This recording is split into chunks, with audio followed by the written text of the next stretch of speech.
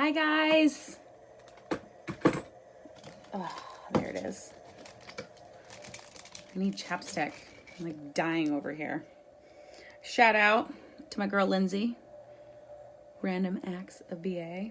This stuff is like, what's the flavor? It's kind of amazing. Oh my God. Do you guys ever like feel like you're dying and then you put chapstick on and you're like, ha! It's amazing. Oh my God. It just makes like, it just makes your life all better. This is good. Chapstick. Okay. So before I get started, guys, I'm like actually a little nervous for those who know me. I see like some people hopping on and I'm like, I'm like actually kind of nervous. So I'm going to try to keep someone just tried to call me. I don't know who they were. But before I get started on guys, look, I tried to straighten my hair quick this morning for I had, coffee with the cops with the hubs and I'm running around crazy. And hi, Rosanna. Blast from the past is right.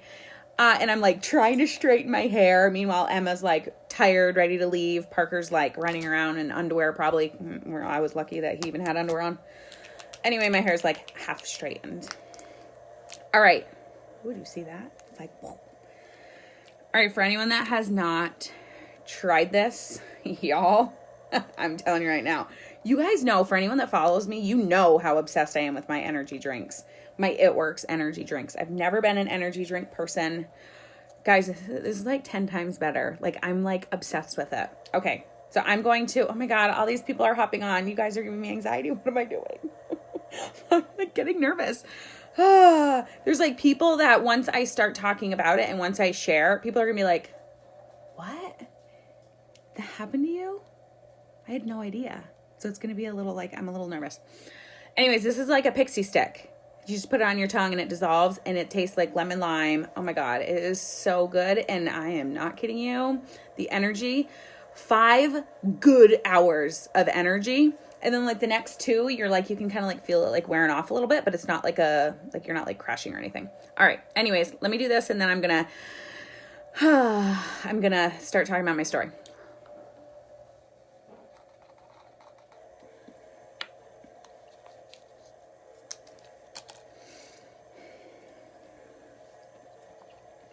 All right.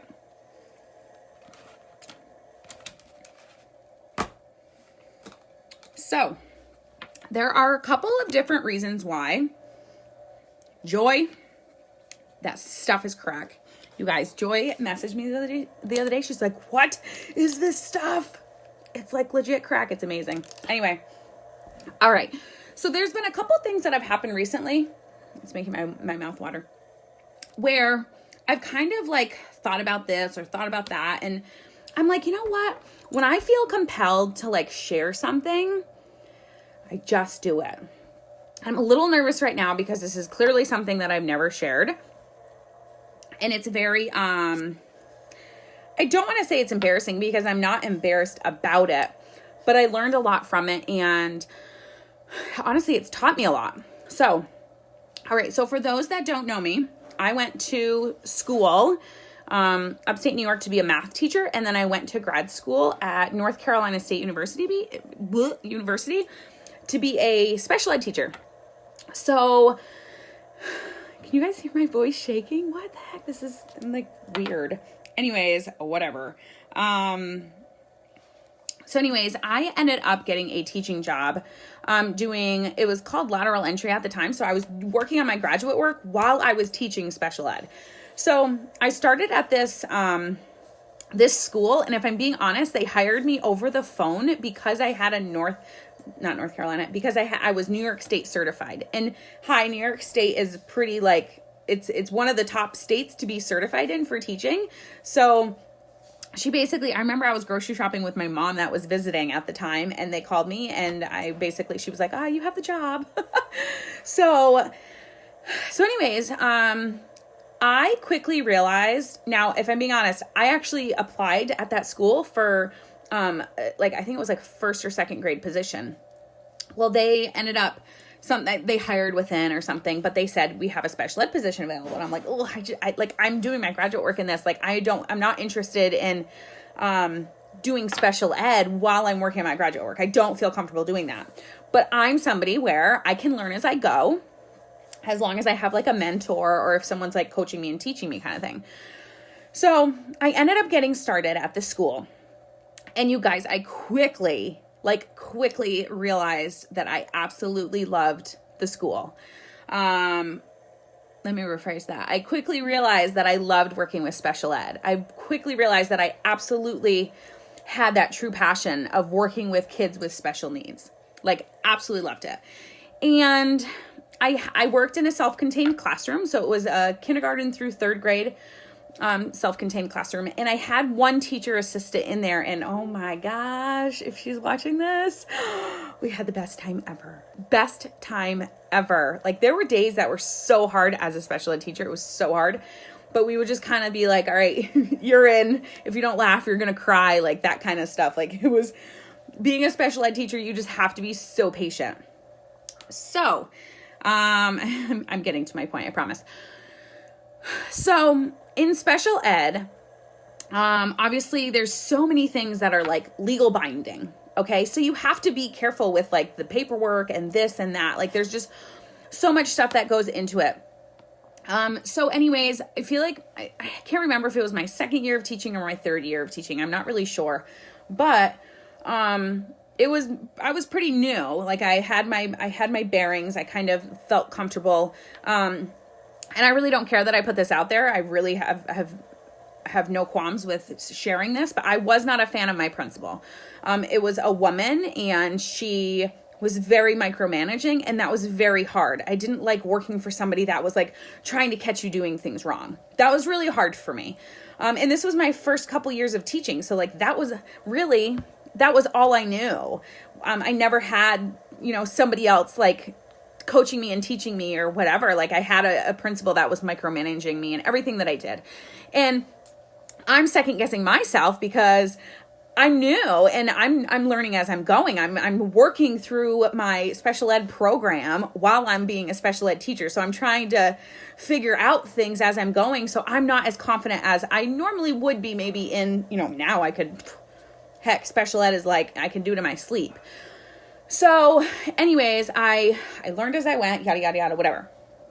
All right. So I probably had about 12 to 15 students in my class, I want to say. And they were pretty busy. They were, I had kids throwing chairs across the room, behavior disabilities. I had kids that had, crutches because they, spina bifida. I was expected, like, they're all over the place. Well, I had this one kid that was in a wheelchair, and he had spina bifida. No, I apologize. He had cerebral palsy, and he couldn't even write his name. He could not hold a pen and write his name. Okay. So we have 15 kids, in this room, and there's only 2 adults. Meanwhile, my TA has to take one student that has spina bifida into the bathroom, and she has to basically change him. So I'm expected to be with 14 other students, and then also this child that is expected to be able to do all the stuff that we're doing in this classroom, and he can't even hold a pencil. So I'm thinking, okay, he needs more like assistance. We can't give him this. Like, my TA is out of the room for half an hour at this time, half an hour at this time. Meanwhile, I got this kid throwing a chair at another kid. Like, it's mayhem. But I was basically, I don't want to say I was told because I clearly wasn't told, but it was basically like, keep the kids in the classroom, keep them out of the front office. And I quickly learned to keep them out of the front office. Okay. You know what I'm saying? Yeah. People didn't always know how to handle my students, and I did. So I had to handle the discipline in my classroom how I felt fit. Okay. So Meanwhile, back to this child that had cerebral palsy, that couldn't even hold a pencil to write his name. And when he had to go to the bathroom, he would tell us. So meanwhile, my TA is basically just like flip-flopping kids in the bathroom. And I'm expected to teach these other kids while chairs are flying. Okay, so I went out of my way to set up an appointment with my principal and vice principal about trying to get more assistance in my room. Mainly for that one child. I don't care if you give me another TA for the whole room. I don't care if you give me a one-on-one. I don't care. That's basically what she was doing, Leah. That's basically what she was taking kids to the bathroom. Like, that was it. And I was expected to teach everybody. So anyways, after my meeting, I was basically told no, nothing was going to happen, yada, yada, yada. Well, keep in mind, I am also in grad school. So I'm sharing concerns that I'm dealing with at school with my classes. And like, how should I handle this? Or how should I handle that? And pretty much everyone kind of comes to an agreement like, no, that kid really does need more support. So the parents, we had an IEP meeting, and the parents came in, obviously. And they asked, like, is he getting what he needs? Like, I'm doing my best. Like, that's what I'm doing my best. I'm doing everything that I possibly can do to meet this child's needs, but I can't do this, and that when my TA is out of the room. So the parents then asked, would it be helpful if you had more assistance in the room? 100% yes. That's how I answered the question. 100% yes. Do you feel my child would be getting the assistance and the help that they need to meet their IEP goals if there was somebody else in the room to help? Yeah. 100% yes. Okay. So the parents, who were amazing and I loved, they asked really awesome questions at the IEP meeting. And I answered them honestly, because that's what I do. Everyone here knows that I'm not gonna, I'm like, there might even be people out here that I have some parents that I've been their IEP case manager. You guys know how I roll. Well, I basically got my hand slapped after that meeting. Okay. And then I got pulled into, so it was I can't remember, later that week, basically. It was right when the bell was going to ring on Friday. My principal came in and she told me that I was fired. She told me that I was fired. She fired me. She said, you will never work in the school again, and you will never work for another school in this county ever again if I have anything to do with it. So, of course, I'm like totally shocked, totally don't even know what's going on, don't know what's happening, trying to figure out what I should even say. And basically, I asked why. That was my question. Mind you, she's got paperwork up the wazoo and just hands it to me and is like, you're fired. I don't even remember. I think she said like, you have like 2 more weeks. Like, I don't know. It was something like, I couldn't even work the rest of the year. She fired me. As a teacher, I was fired. And I was really good at what I did. Like, I was really, really good at what I did. But the fact that I stood up for this kid, I was getting my hand slapped and I was getting fired. So when I asked her, why am I getting fired? She said, basically, you need to learn how to keep your mouth shut. That's what she said to me. I was like, okay, wow, this is so interesting. Like, I really had no idea what to do. So anyways, I was shocked, obviously. I went home that weekend. I didn't know what to do, what to say, anything. I went to school on Monday, and I think I had grad class that night. And I just cried. Like, I was like, I didn't know what to do. Like, obviously there's nothing I can do. Like, my principal, she has the last say. Like, she's micromanaging queen who nobody likes. So if she says you're fired, trust me, you're fired.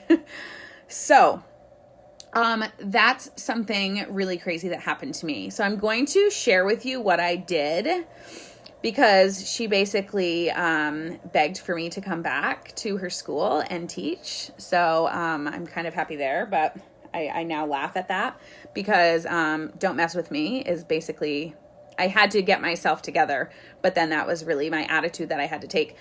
So I went to one of my professors who knows like everybody, and she ends up, apparently, she drinks wine with the superintendent of that county. So I shared everything with her. She ended up getting me an appointment with the superintendent like the next day. So, and of course my principal didn't know anything. So I met with the superintendent, and actually, I apologize.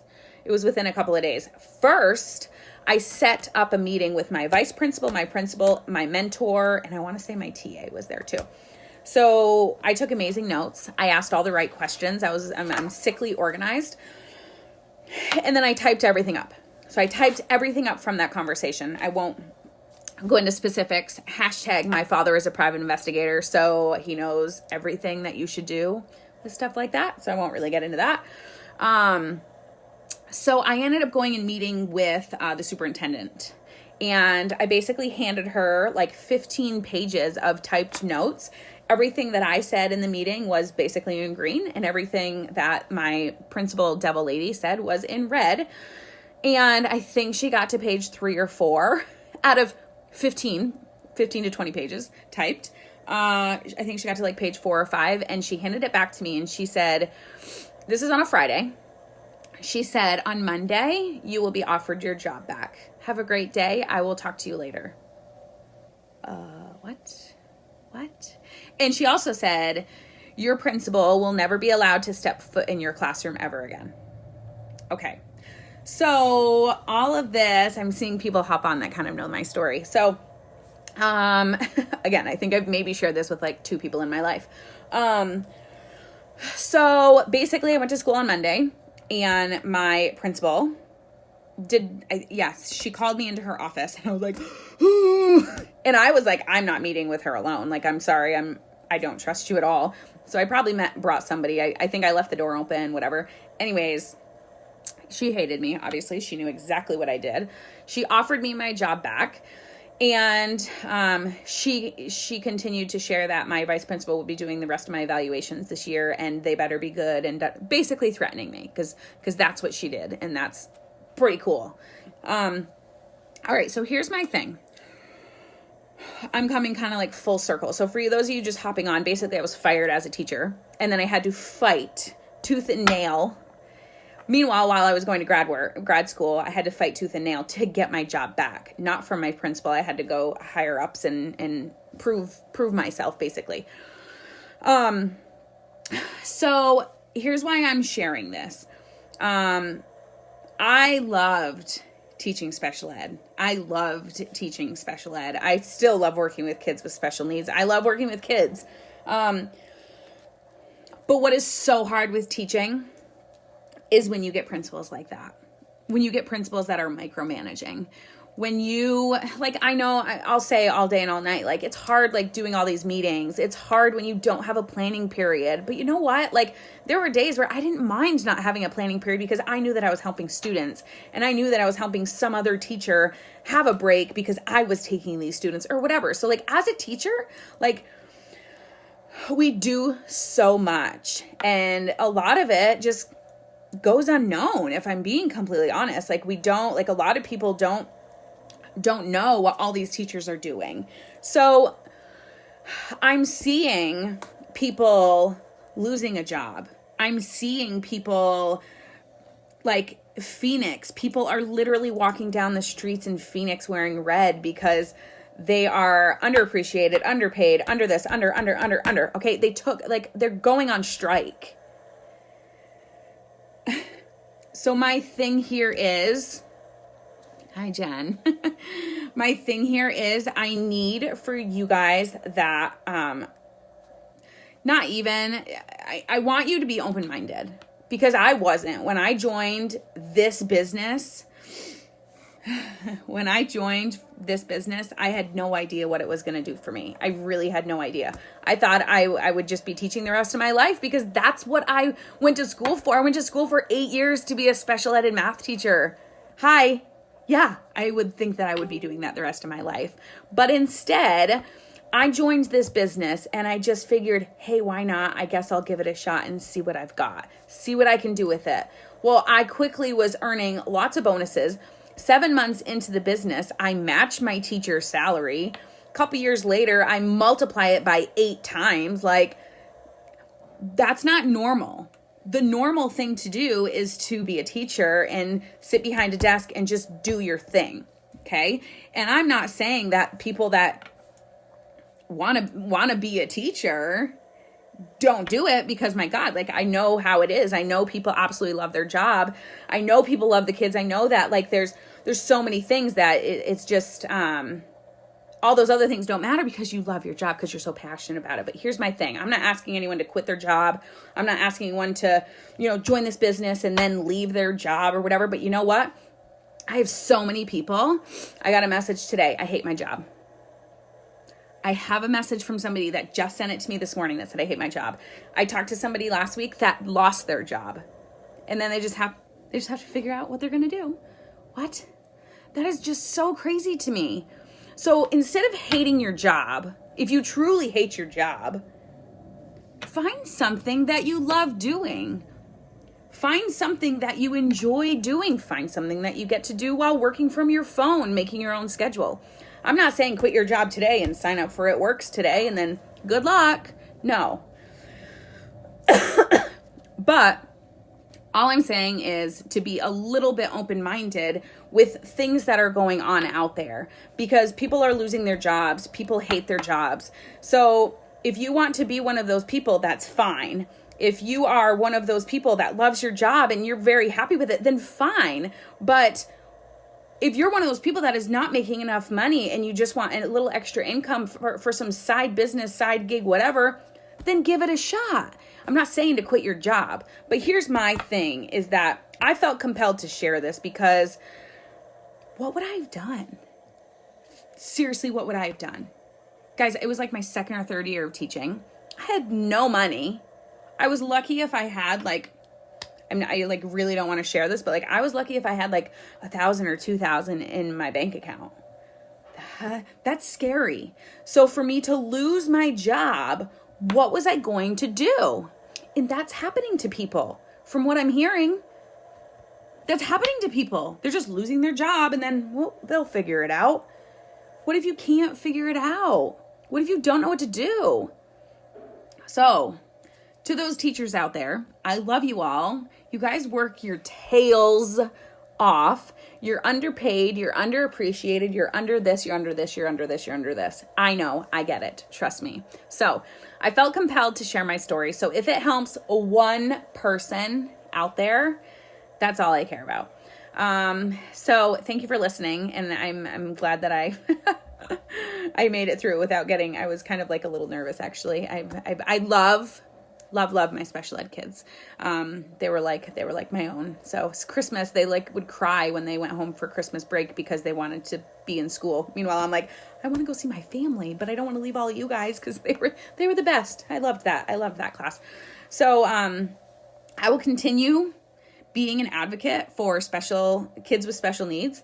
I will do whatever it takes to help them. But I did just want to share that story because I think that people just need to be more open-minded with things that are out of the norm, and recognize that maybe it's not something that you would normally do. Hi, I went to school for 8 years. Do you think that I would have ever thought I'd be a rap girl and quit my job and be a stay-at-home mom? No, I definitely never thought that. So anyways, I just wanted to share that. So I hope you guys have an amazing day. Thank you so much for listening and for your support. I really appreciate it. But I will talk to you guys later. Bye.